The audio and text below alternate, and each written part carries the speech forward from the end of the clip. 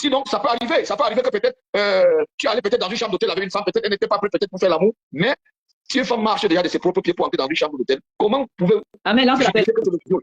Comment vous pouvez justifier que là, il y a viol? Bon, mon père, tel que tu connais Hervé Bogda, tu penses que ce qu'on l'accuse là, il y a une part de vérité ou alors qu'est-ce que toi tu penses? Petit, je vais te dire, c'est un jeune garçon, il n'est pas marié. Il peut Amen, avoir tous les envies. Il peut avoir tous les envies. Excuse-moi, mon père, oui. Il peut avoir tous les envies qu'un homme peut avoir dans la vie. Oui. Mais il faut se poser la question. C'est parce qu'il paye les femmes chères, c'est parce qu'on veut profiter de sa fortune pour le déstabiliser.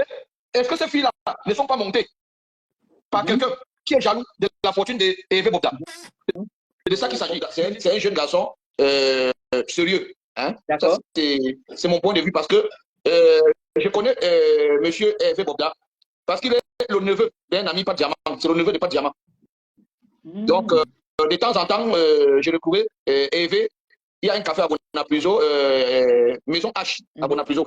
Donc, tout le temps, il était toujours là-bas tout le temps et je sympathisais toujours avec lui. Même mon dernier voyage, il fallait que je parte au Gabon. Il a même voulu aller avec moi parce qu'il m'a dit, je vais aller un peu au Gabon, changer parce que j'ai la pression de ma famille depuis que mon papa est mort. Et comme je suis son garçon aîné, il y a un problème tellement grave dans ma propre famille que même mon petit frère, nous sommes même au niveau du tribunal et tout. Parce que voilà, papa est mort et comme c'est moi le fils aîné, et même le testament que papa avait laissé, le testament portait mon nom, voilà. Entre moi et mon petit frère et mes soeurs, ça ne va pas. Et non seulement ça, il y a des hommes politiques aussi qui montent ma famille contre moi. Vous voyez un peu ça, comment ça va cette histoire-là. Bon, bref, c'est les affaires de famille. Moi, je ne voulais pas me mêler de cette histoire de famille. Mais à ma connaissance, je crois que hier, je t'ai envoyé son carnet de bilan. Son carnet de bilan. Parce que quand un enfant vient déjà me dire, grand frère, voilà, on dit partout que j'ai du sida, voilà mon carnet, voilà mon bilan. Et tout, je crois que je t'ai envoyé ça. Oui, tu m'as envoyé ça. Un acharnement. Et il y a même politique à l'intérieur de cette histoire d'acharnement. Parce qu'on ne peut pas dire, nous sommes dans un pays de droit. Et à ce qui concerne le viol au Cameroun ne blague pas avec cette histoire.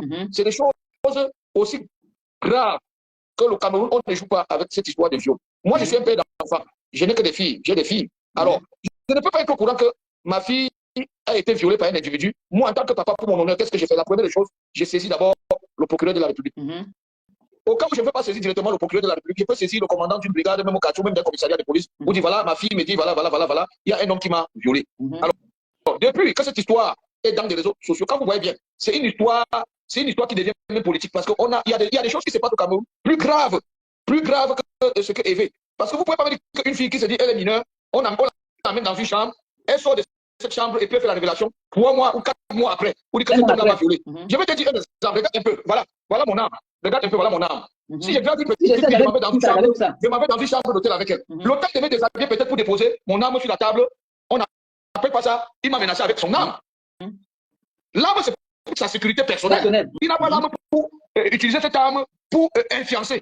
La question qu'il faut poser, pourquoi ces filles-là ont attendu tellement longtemps avant de faire cette révélation? Et depuis que cette histoire est sur les réseaux sociaux, je voudrais que celui qui est sûr que c'est vrai ce qu'on parle, qu'il me montre juste une plainte déposée par un parent ou une plainte déposée par l'une des victimes de ce garçon. Depuis là, mon père, on n'a pas encore porté plainte, jusqu'à preuve du contraire. Parce que le ministère public, s'il n'y a pas une plainte, comment le ministère public va aller s'attaquer à quelqu'un parce que les réseaux sociaux ont dit c'est un violeur? Mais j'ai appris qu'on le recherche là. J'ai appris qu'on le recherche. On cherche quelqu'un qui est là depuis, qui fait des photos sur les réseaux sociaux depuis quand? Parce qu'on nous montre les images ici que la gendarmerie était là-bas. Tout ce que les gens peuvent prendre les images, nous on ne sait pas. Mais la gendarmerie va aller chez quelqu'un qui est connu. Oui. Je crois que nous sommes dans un pays, on envoie une première convocation, on envoie une deuxième convocation, on envoie une troisième. C'est à partir de là qu'on peut demander au procureur de la République un mandat d'amener. D'accord. Donc tout ce que vous voyez dans les réseaux sociaux, comment on peut aller chercher quelqu'un qui lui n'est pas là, on dépose une convocation sur sa porte et on scelle sa porte. C'est pas faisable au Cameroun.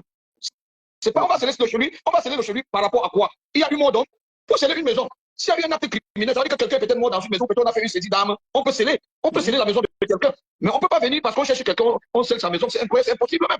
C'est impossible.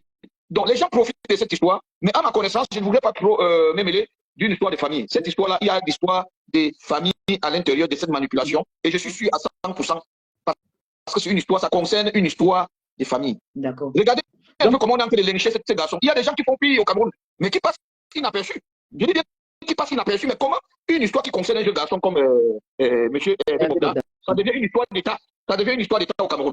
Or, à ma connaissance, il n'y a pas un plaignant, il n'y a pas une plainte. Il n'y a pas une plainte déposée par l'une de ces victimes. Il n'y en a pas. Il n'y en a pas. Donc, j'attire l'attention de mes frères et sœurs qui prennent ça pour faire une histoire personnelle. Je l'ai dit encore c'est une histoire de famille qui est cachée derrière cette histoire. C'est une manipulation de ses frères, de ses soeurs, par rapport au testament de M. Bogdan, qui était son papa. Je ne voudrais pas trop entrer dans les détails parce que c'est une histoire de famille. Ceux qui comprennent peuvent comprendre pourquoi il y a eu cette manipulation, c'est-à-dire ce lynchage dans les réseaux sociaux. Voilà.